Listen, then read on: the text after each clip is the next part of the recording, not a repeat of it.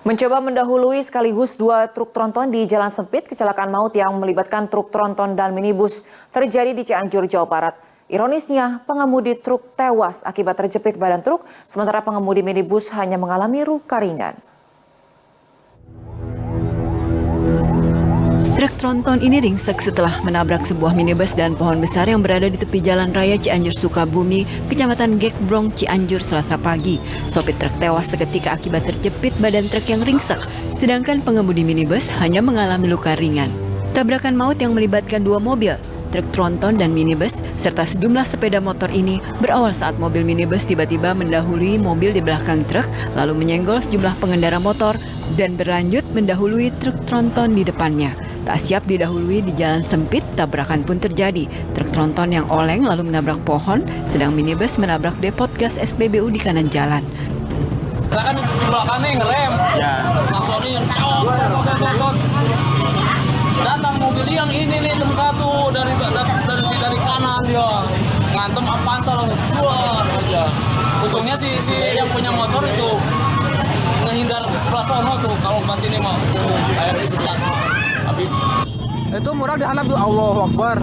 Sementara itu, rekaman video amatir warga memperlihatkan saat jasad korban, sopir truk yang terjepit, berhasil dievakuasi dari badan truk tronton. Jenazah korban lalu dievakuasi ke kamar mayat RSUD Cianjur untuk keperluan visum. Sedangkan korban luka yang terdiri dari pengemudi minibus dan pengendara sepeda motor dilarikan ke puskesmas terdekat untuk mendapat pertolongan medis. Rendra Gozali melaporkan dari Cianjur, Jawa Barat. Ya, sementara dari Tegal, Jawa Tengah dilaporkan tertabrakan karambol yang melibatkan 5 mobil terjadi di Jalan Arteri Pantura, Kabupaten Tegal. Mobil Toyota Calya ini mengalami kerusakan parah setelah menyeruduk mobil box yang memutar dari arah di Jalan Arteri Pantura Padaharan, Kramat, Kabupaten Tegal, Selasa pagi. Kerasnya benturan membuat box mobil hancur terbelah.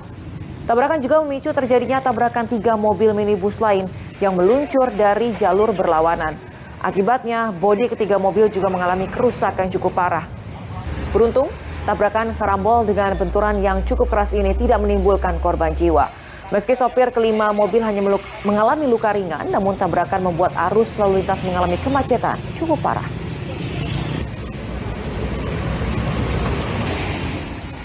Pemirsa, warga desa Sutawinangun, Kabupaten Cirebon, Jawa Barat dikejutkan dengan penemuan jasad seorang dokter muda di kamar kosnya.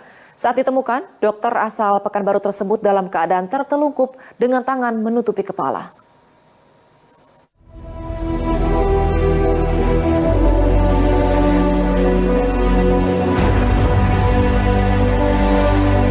Isak tangis kerabat mewarnai suasana evakuasi jenazah dokter muda dari sebuah kamar kos di desa Sutawinangun, Kecamatan Kedaung, Kabupaten Cirebon, Selasa siang.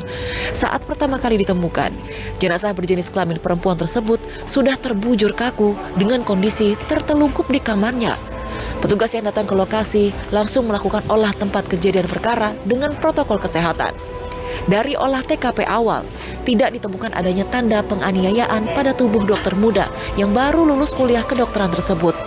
Belum diketahui pasti penyebab kematian dokter 24 tahun ini, namun diduga karena penyakit bawaan yang diderita korban. Agak sakit barangkali. Ada keluhan Pak sebelumnya mungkin Pak? Kalau dari kita sih nggak tahu, cuman barusan sih teman-temannya bilang memang dia ada sakit bawaan. Seperti sakit apa? Memang semacam ya, setiap hari atau setiap apa itu dia harus minum pengencer otak. Guna kepentingan penyelidikan, jenazah korban dievakuasi ke kamar jenazah Rumah Sakit Walet Kabupaten Cirebon. Marul Habibi melaporkan dari Cirebon, Jawa Barat. Seorang pekerja proyek bangunan Bandara Internasional Yogyakarta tergeletak tidak bernyawa di emperan ruko di Semarang, Jawa Tengah. Dekat mayat korban ditemukan 1 botol minuman keras serta beberapa lembar uang dalam dompet mencapai 1,4 juta rupiah. Seorang pria tergeletak tidak bernyawa di emperan ruko Jalan Katamso, Kota Semarang. Sejumlah warga yang menemukan jenazah langsung melapor kepada polisi. Saat melakukan pemeriksaan, terdapat kartu identitas dan kartu tanda pengenal pekerja proyek pembangunan Bandara Internasional Yogyakarta. Korban diketahui bernama Dedi Mulyana dari Kabupaten Bandung, Jawa Barat. Dekat mayat pria berumur 46 tahun itu juga ditemukan botol minuman keras serta beberapa lembar uang dalam dompet mencapai 1,4 juta rupiah. Dari informasi masyarakat melaporkan ke kantor kepolisian, kemudian saya dengan anggota plus Inavis datang memeriksa, ternyata di sampingnya ada minuman anggur merah, ya, anggur merah. Kemudian kita periksa lagi, di dompetnya ditemukan ada uang 1.400.000 kurang lebih. KTP-nya adalah alamat di Bandung, alamat Bandung. Namanya Dedi. Sementara luka tidak ada.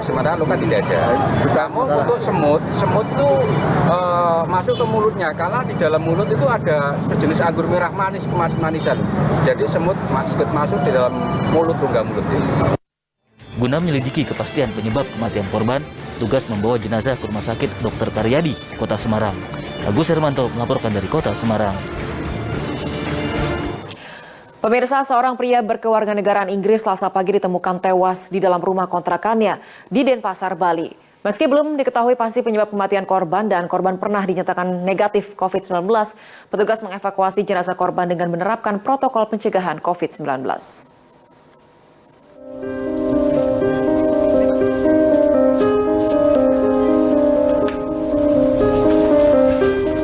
Petugas dari RSUP Sanglah Denpasar yang menerima laporan mendatangi rumah kontrakan korban dengan mengenakan alat pelindung diri atau APD lengkap. Korban, William Hamilton Mackenzie, berusia 73 tahun, selama ini diketahui hanya tinggal sendirian. Warga negara Inggris yang mengontrak rumah di Jalan Tukat Nyali, Sanur Kaja, Denpasar, hanya ditemani seorang tenaga asisten rumah tangga. Dari ART tersebut diketahui, korban 2 bulan lalu menjalani uji swab COVID-19 dan hasilnya negatif.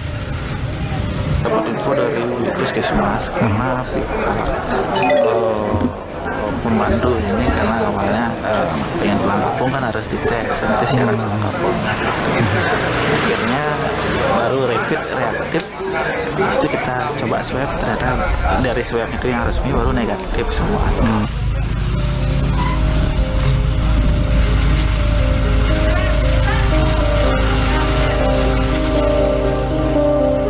Guna memastikan penyebab kematiannya, petugas mengevakuasi jenazah korban ke RSUP Sanglah Denpasar dengan menerapkan ketat protokol pencegahan COVID-19.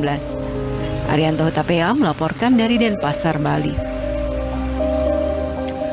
Puluhan warga yang sedang memeriahkan HUT ke-75 Republik Indonesia di Kecamatan Cilograng, Lebak, Banten tersambar petir. Akibatnya 3 warga tewas. Saat hujan deras, sambaran petir mengenai pohon yang berada tepat di atas saung tempat warga berteduh. Puluhan warga dilarikan ke Puskesmas Cilograng, Kabupaten Lebak, Banten, usai terkena sambaran petir. Sementara 3 warga tewas akibat kejadian tersebut. Peristiwa nahas ini bermula saat warga Cilograng sedang memperingati HUT ke-75 Republik Indonesia dengan menyaksikan pertandingan bola dan musik. Namun setelah pertandingan bola dan musik usai, turun hujan deras. Warga pun berteduh di sebuah saung agar tidak kehujanan. Baru beberapa saat berteduh, tiba-tiba petir menyambar mengenai pohon, tepat berada di atas saung tempat warga berteduh.